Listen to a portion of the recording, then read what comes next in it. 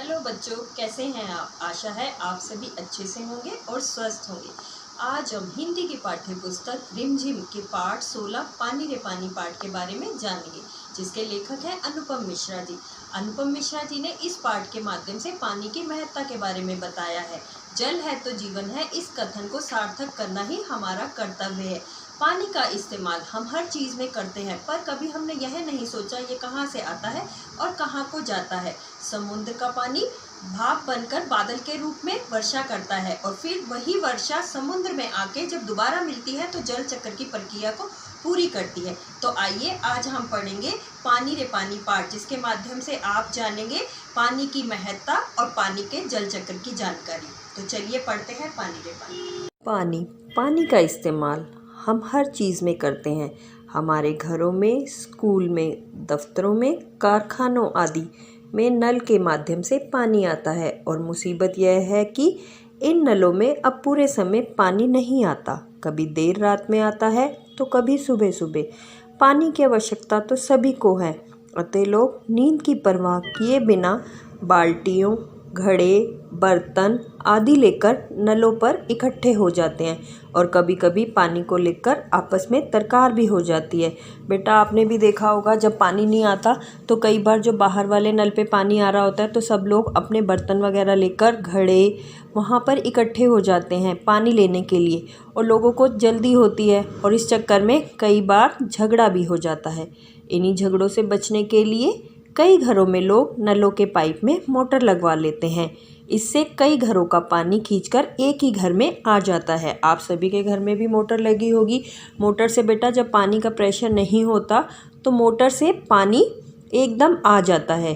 तो इसलिए कई घरों में जहाँ मोटर नहीं लगी होती वहाँ पानी नहीं आता और जहाँ मोटर लगी होती है वहाँ पानी आ जाता है और आसपास के घरों का हक छिन जाता है। पानी की दिक्कत से बचने के लिए अब ज़्यादातर घर यही करने लगे हैं। परिणाम स्वरूप पानी की कमी बढ़ गई है और सबको इस समस्या का सामना करना पड़ रहा है। देश के बड़े बड़े शहरों में भी लोग पानी की कमी के कारण कष्ट का सामना कर रहे हैं। देश के कई हिस्सों में तो गर्मी में अकाल जैसी स्थिति बन जाती है और बरसात में कई इलाके बाढ़ में डूब जाते हैं। यह बाढ़ ना तो गाँव को छोड़ती है, ना मुंबई जैसे बड़े शहरों को। कुछ दिनों के लिए सब कुछ थम सा जाता है। बेटा, जब बाढ़ आती है या अकाल आ जाता है तो सभी प्रभावित होते हैं और ज़िंदगी रुक सी जाती है। इस प्रकार अकाल और बाढ़ एक ही सिक्के के दो पहलू हैं। इन्हें ठीक से समझना ज़रूरी है, तभी हम इन समस्याओं से छुटकारा पा सकते हैं। हम गुल्लक में पैसा जमा करते हैं ताकि इन्हें ज़रूरत पड़ने पर उपयोग में ला सके। बेटा, सभी के पास गुल्लक होती है, आप भी अपने पैसे जोड़ते हो और जब आपको ज़रूरत पड़ती है तो आप गुल्लक में से पैसे निकाल लेते हो। ठीक उसी प्रकार हम पानी को धरती की गुल्लक में जमा कर सकते हैं। हमारे गांव में, शहर में जो छोटे बड़े तालाब, झील आदि हैं, वे धरती की गुल्लक में पानी भरने का काम करते हैं।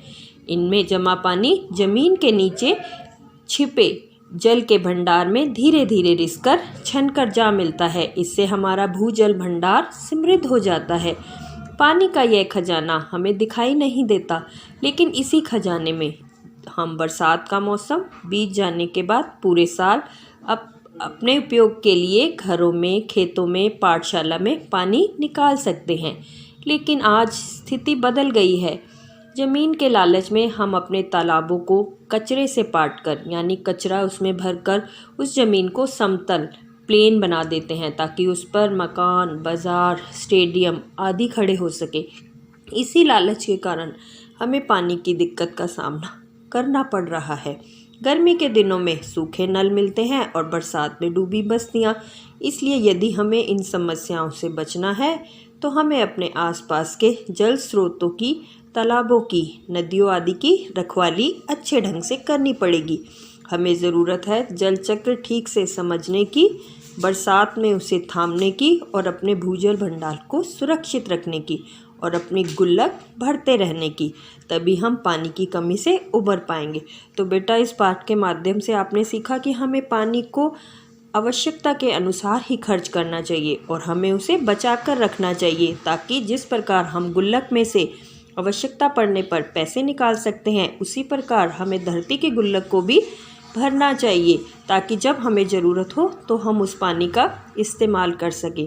तो सभी बच्चे इस बात का प्रण करेंगे कि पानी को बर्बाद नहीं करेंगे और उसे संभाल कर रखेंगे। और जो नदी, नाले, तालाब, इन सब की सफाई का भी ध्यान रखेंगे और इसमें कूड़ा कचरा नहीं फेंकेंगे। धन्यवाद बेटा।